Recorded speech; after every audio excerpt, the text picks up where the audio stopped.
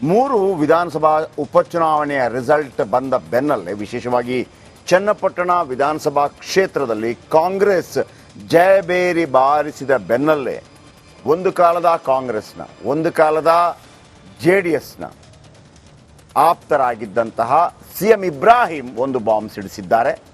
ಅದೇನಪ್ಪ ಅಂತಂದರೆ ಜೆಡಿಎಸ್ನ ಶಾಸಕರನ್ನ ಅಂದರೆ ಅನೇಕ ಜೆಡಿಎಸ್ ಶಾಸಕರು ಕೋಪಗೊಂಡಿದ್ದಾರಂತೆ, ಬೇಸರದಲ್ಲಿದ್ದಾರಂತೆ, ಅಲ್ಲಿಂದ ಹೊರಬರೋದಕ್ಕೆ ಹವಣಿಸ್ತಾ ಇದ್ದಾರಂತೆ. ಅವರನ್ನೆಲ್ಲ ಒಟ್ಟುಗೂಡಿಸಿಕೊಂಡು ಕಾಂಗ್ರೆಸ್ ಪಕ್ಷಕ್ಕೆ ನೆರವಾಗುವಂಥ ರೀತಿಯಲ್ಲಿ ಒಂದು ಆಪರೇಷನ್, ಅದನ್ನೇನು ಕರಿಬೇಕು ಗೊತ್ತಿಲ್ಲ, ಕಮಲ ಕರಿಬೇಕು ಆಗಲ್ಲ, ಹಸ್ತ ಕರಿಬೇಕು ಆಗಲ್ಲ, ಯಾಕಂದರೆ ಅವ್ರಿಗೊಂದು ಪಾರ್ಟಿನೂ ಇಲ್ಲ. ಸೊ ಹಾಗಾಗಿ ಆಪರೇಷನ್ JDS ಅಂದರೂ ಕೂಡ ಕರೆಯೋಕ್ಕಾಗಲ್ಲ. ಅದಕ್ಕೆ ಉತ್ತರ ಕೊಟ್ಟರು ನಮ್ಮ ಪ್ಯಾನಲ್ನಲ್ಲಿರೋರು ಏನು ಅಂತೇಳಿ. ಅಂಥ ಒಂದು ಕಾರ್ಯಕ್ಕೆ ಕೈ ಹಾಕಿದ್ದಾರೆ. ಅದರ ಜೊತೆಗೆ ಜಿ ಟಿ ದೇವೇಗೌಡರ ಬರ್ತ್ಡೇ ಸಂದರ್ಭದಲ್ಲಿ ಅವರನ್ನು ಮಾತಾಡಿಸಿದ್ದಾರೆ. ಬನ್ನಿ, ರಾಜ್ಯದಲ್ಲಿ ಹಾಗಿದ್ರೆ ಜೋರಾಗ್ತಾ ಇದೆ ಆಪರೇಷನ್ ಪಾಲಿಟಿಕ್ಸ್. ಚನ್ನಪಟ್ಟಣದ ರಿಸಲ್ಟ್ ಬೆನ್ನಲ್ಲೇ ದಳದಲ್ಲಿ ಧಗಧಗ ಶುರುವಾಯ್ತಾ? ತೆನೆ ಇಳಿಸಿ ಕೈನತ್ತ ಮುಖ ಮಾಡ್ತಾರ MLAಗಳು? ಯಾರ್ಯಾರಿಗೆ ಗಾಳ, ಕೈ ಹಿಡಿಯೋರು ಯಾರು? ದಳ ವಿದಳಕ್ಕೆ ಫಿಕ್ಸ್ ಆಯ್ತಾ? ಡೇಟ್ ಸೇರೋದು ಯಾರು? ಲಾಂಗ್ ಜಂಪ್ಗೆ ಸಜ್ಜಾಗಿರೋ ಶಾಸಕರು ಯಾರ್ಯಾರು? ಕಾಂಗ್ರೆಸ್ ತಂತ್ರಕ್ಕೆ ದೋಸ್ತಿ ಪ್ರತಿತಂತ್ರ ಏನು? ಆಪರೇಷನ್ಗೆ ಬ್ರೇಕ್ ಹಾಕ್ತಾರಾ, ಸೈಡ್ ಲೈನ್ ಹಾಕ್ತಾರಾ? ಒಂದು ವೇಳೆ ದೇವೇಗೌಡರು ಅಖಾಡಕ್ಕೆ ಎಂಟ್ರಿ ಕೊಡದಿದ್ರೆ ಏನಾಗತ್ತೆ? ಒಂದು ವೇಳೆ ಇದನ್ನ ಬಿಜೆಪಿ ಯಾವ ರೀತಿ ನೋಡುತ್ತೆ? ಯಾಕಂದ್ರೆ ಅವರು ದೋಸ್ತಿಗಳೀಗ. ಇದಕ್ಕೆ ಸಂಬಂಧಪಟ್ಟ ಹಾಗೆ ಕೆಲವು ನಾಯಕರು ಇವತ್ತು ಮಾತಾಡಿದ್ದಾರೆ. ಇದು ರಾಜ್ಯ ರಾಜಕಾರಣದಲ್ಲಿ ಇವತ್ತಿನ ಮಟ್ಟದಲ್ಲಿ ಬಹಳ ದೊಡ್ಡ ಸುದ್ದಿ. ಯಾವೆಲ್ಲ ನಾಯಕರು ಏನು ಹೇಳಿಕೆಗಳನ್ನು ಕೊಟ್ಟಿದ್ದಾರೆ ಗಮನಿಸೋಣ ಬನ್ನಿ. ನಾವು ಹೊಂದಿರ್ತಕ್ಕಂಥವ್ರು ಅವರೊಬ್ಬರೇ ಅಲ್ಲ, ಸುಮಾರು ಒಂದು 10-12-13 ಜನ ಶಾಸಕರು ಮತ್ತು ಅನೇಕ ರಾಜ್ಯ ಮಟ್ಟದ ಜಿಲ್ಲೆಗಳಲ್ಲಿರ್ತಕ್ಕಂಥ ನಾಯಕರುಗಳು ಕೂಡ. ನಾನು ಇವರು JDS ಕುಮಾರಸ್ವಾಮಿ ಸರಿಯಾಗ್ತಾರೆ ಅನ್ನೋ ಒಂದು ಕಲ್ಪನೆ ಇತ್ತು. ಚನ್ನಪಟ್ಟಣಕ್ಕೆ ನಿಲ್ಲಕ್ಕೆ ಹೋದಾಗಲೇ ಹೇಳ್ದೆ, ನಾನಿದ್ದಾಗ 20,000 ಗೆದ್ರಿ ನೀವು. ನಾನು ಅವತ್ತೇ ಹೇಳಿದ್ದೆ, ಇವರನ್ನು ನೀವು ಕಟ್ಕೊಂಡ್ರಿ ಆ ಯೋಗೀಶ ಹೋಗ್ತಾನೆ. ಆ ಯೋಗೀಶ ಇದ್ದು ಬಿಟ್ಟಿದ್ರೆ ಅವನೇ ಬಿಜೆಪಿಯಿಂದ ಗೆದ್ದಿರೋನು, ಆರಾಮಾಗಿ ಗೆಲ್ತಿದ್ದ. ಯಾಕಂದ್ರೆ ಯೋಗೀಶಂದಾದಂತ ಓಟ್ ಇದೆ. 30-40% ಸಾಬ್ರು ಅವನ ಜೊತೆಲಿದ್ದಾರೆ. ಅವನ್ ಬಿಜೆಪಿ ಎಲ್ಲ ಯಾವ ಸುಡ್ಗಾಳಿಗೆ ಹೋದ್ರು ಬರ್ತವೆ.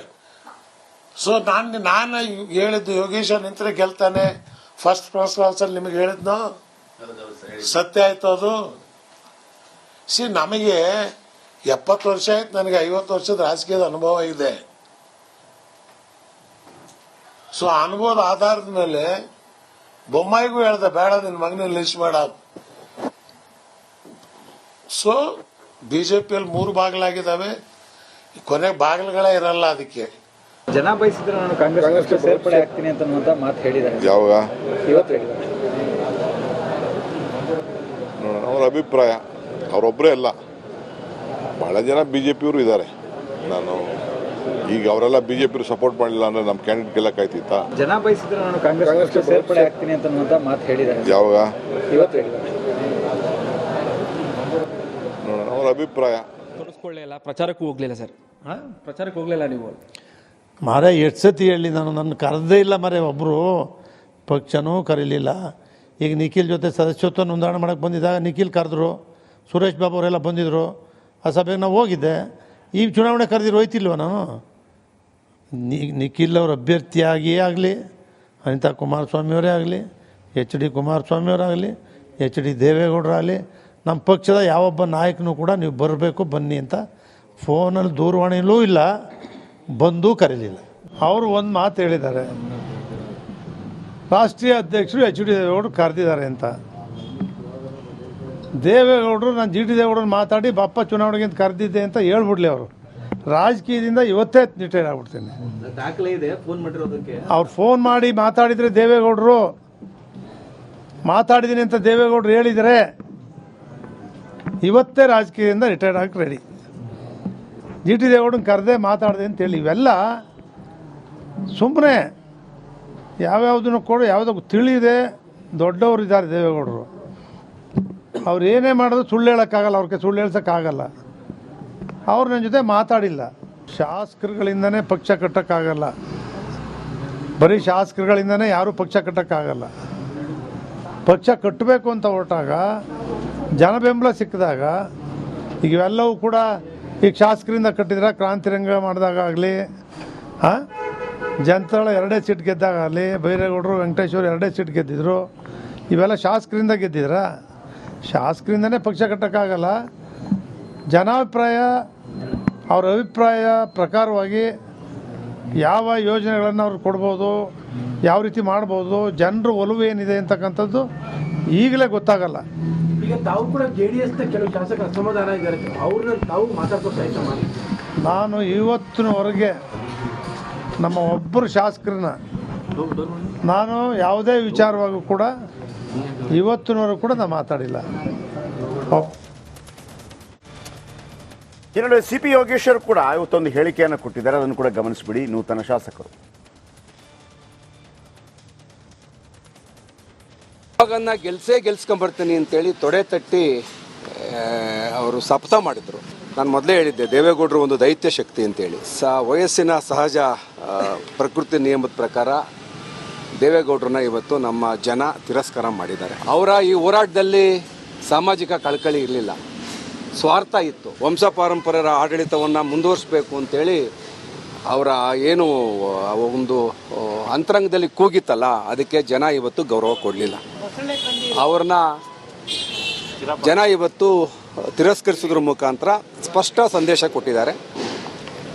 JDS BJP ಮೈತ್ರಿ ವರ್ಕೌಟ್ ಆಗಲ್ಲ. ಒಂದು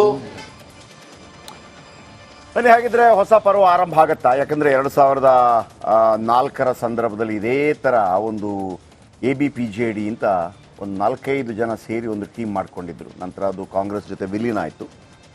ಅನೇಕರಿದ್ರು ಆ ಸಂದರ್ಭದಲ್ಲಿ. CM ಇಬ್ರಾಹಿಂ ನೀಡುವಂಥ ಹೇಳಿಕೆ ಒಂದು ಕಡೆ ಅದು ಆಪರೇಷನ್ ಹಸ್ತಾನ ಅಥವಾ ಸಪರೇಟಾಗಿ ನಿಂತ್ಕೋತಾರ, ಇದರ ಬಗ್ಗೆ ಗೊತ್ತಿಲ್ಲ. ಆದರೆ ಕೆಲವು ಹೇಳಿಕೆಗಳು ಮತ್ತು GT ದೇವೇಗೌಡರ ಹೇಳಿಕೆಗಳೆಲ್ಲ ಸಾಕಷ್ಟು ಸಂಶಯವನ್ನು ಹುಟ್ಟು ಹಾಕ್ತಾ ಇದೆ. ಬನ್ನಿ, ಇವತ್ತು ನಮ್ಮ ಜೊತೆ ಅತಿಥಿ ಗಣ್ಯರಿದ್ದಾರೆ. HN ಚಂದ್ರಶೇಖರ್ BJPಯಿಂದ ಜಾಯ್ನ್ ಆಗಿದ್ದಾರೆ. ಕಾರ್ಯಕ್ರಮಕ್ಕೆ ಸ್ವಾಗತ ಸರ್. ನಾಗೇಂದ್ರ ಪ್ರಸಾದ್ ಅವರು JDS ವಕ್ತಾರರು, ಕಾರ್ಯಕ್ರಮಕ್ಕೆ ಸ್ವಾಗತ. ಸೂರ್ಯ ಮುಕುಂದರಾಜ್ ಕಾಂಗ್ರೆಸ್ ವಕ್ತಾರರು ಜಾಯ್ನ್ ಆಗಿದ್ದಾರೆ. ಕಾರ್ಯಕ್ರಮಕ್ಕೆ ಸ್ವಾಗತ. ಹಿರಿಯ ಪತ್ರಕರ್ತರಾಗಿರುವಂಥ ಸುಭಾಷ್ ಹುಗಾರ್ ಅವರು ಝೂಮಲ್ಲಿ ನಮ್ಮ ಜೊತೆ ಜಾಯ್ನ್ ಆಗಿದ್ದಾರೆ. ಕಾರ್ಯಕ್ರಮಕ್ಕೆ ಸ್ವಾಗತ. ಮೊದಲಿಗೆ ಸುಭಾಷ್ ಹುಗಾರ್ ಅವರಿಂದ ಶುರು ಮಾಡ್ತೇನೆ. ಸುಭಾಷ್ ಹುಗಾರ್, ಒಂದು ಹೊಸ ಸಂಚಲನದ ಹೇಳಿಕೆಗಳು ಬರ್ತಾ ಇದೆ. ಕೇವಲ CM ಇಬ್ರಾಹಿಂ ಅವರ ಹೇಳಿಕೆ ಮಾತ್ರ ಆಗಿದ್ದರೆ ಬೇರೆ ರೀತಿಯಲ್ಲಿ ಕಲ್ಪಿಸ್ಕೊಳ್ಬಹುದಾಗಿತ್ತು. ಆದರೆ GT ದೇವೇಗೌಡರು ಕೂಡ ಒಂದು ರೀತಿಯಲ್ಲಿ ಈ ಹಿಂದೆ ಕೂಡ ಚುನಾವಣೆಗೆ ಮೊದಲು ಕೂಡ ಅವರು ಕಾಂಗ್ರೆಸ್ಗೆ ಬರುವಂಥ ಒಂದು ಇಂಗಿತವನ್ನು ವ್ಯಕ್ತಪಡಿಸಿದ್ರು. ಏನಾಗ್ತಾ ಇದೆ ರಾಜ್ಯದಲ್ಲಿ ಈ ಹೊಸ ರಾಜಕೀಯ ಮಜಲು? ಶೆಟ್ರೆ, ಇವತ್ತು JDS-ನಲ್ಲಿರುವಂಥ ಶಾಸಕರುಗಳಿಗೆ ಯಾರೋ ಆಪರೇಷನ್ ಮಾಡ್ತಾರೆ, ಕಾಂಗ್ರೆಸ್ನವರು ಆ ಪಾರ್ಟಿಗೆ ಹೋಗ್ತಾರೆ ಅನ್ನೋದಕ್ಕಿಂತ ಹೆಚ್ಚಾಗಿ JDS-ನಲ್ಲಿ ಇದ್ರೆ ನಮಗೆ ಭವಿಷ್ಯ ಇದೆಯೋ ಇಲ್ವೋ ಅನ್ನುವ ಆತಂಕ ಅವ್ರಿಗೆಲ್ಲ ಕಾಡ್ತಾ ಇದೆ. ಇದು ಇವತ್ತಿನ ಸುದ್ದಿ ಅಲ್ಲ, ಬಹಳಷ್ಟು ಸಮಯದಿಂದ JDS-ನ ಕೆಲವು ಶಾಸಕರು ಕಾಂಗ್ರೆಸ್ ಪಕ್ಷದ ಸಂಪರ್ಕದೊಳಗಿದ್ದಾರೆ. ವಿಶೇಷವಾಗಿ ಮುಖ್ಯಮಂತ್ರಿ, ಉಪಮುಖ್ಯಮಂತ್ರಿ ಅವರ ಸಂಪರ್ಕದಲ್ಲಿದ್ದಾರೆ. BJP-ಇಂದನೂ ಕೆಲವರು ಇದ್ದಾರೆ ಅನ್ನೋ ಮಾತುಗಳು ಬಹಳ ದಿನಗಳಿಂದ ಇವೆ.